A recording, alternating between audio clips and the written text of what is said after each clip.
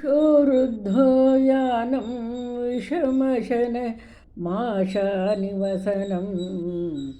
श्मशानं क्रीडा भूः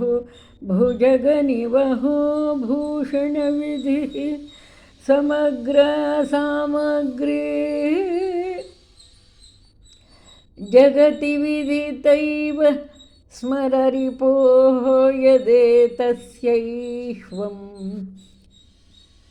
यदेतस्यैश्वर्यं तव जननि सौभाग्यमहिमा अशेषब्रह्माण्ड प्रलयविधिनि नैसर्गिकमतिः श्मशाने श्वासीनः कृतभसितलेपः पशुपतिः दधौ कण्ठे हालाहलमखिल भूगोलकृपया भवत्याः सङ्गत्याः फलमिति च कल्याणि कलये त्वदीयं सौन्दर्यं निरतिशयमालोक्य परया भियैवासीद् गङ्गा जलमयतनुः शैलतनये तदेतस्यास्तस्मात् वदनकमलं वीक्ष्य कृपया प्रतिष्ठामातन्वत् निजशिरसि वासेन गिरिशः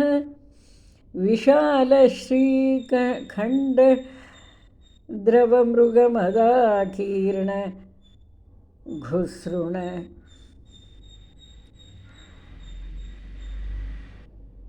मृगमदाकीर्णघुसृण प्रसूनव्यामिश्रं भगवति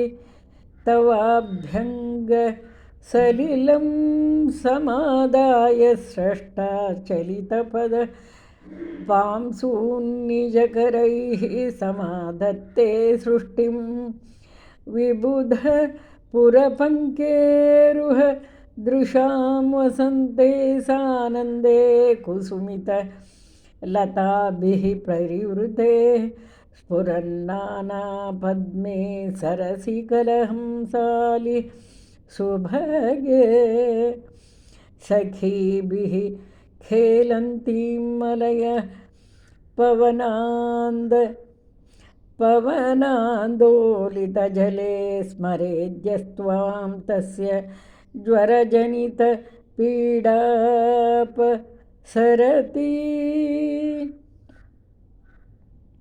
पीडापसरतीति श्रीमच्छङ्कराचार्य विरचितं श्री आनन्दलहरी सम्पूर्णं सन्मङ्गलानि भवन्तु।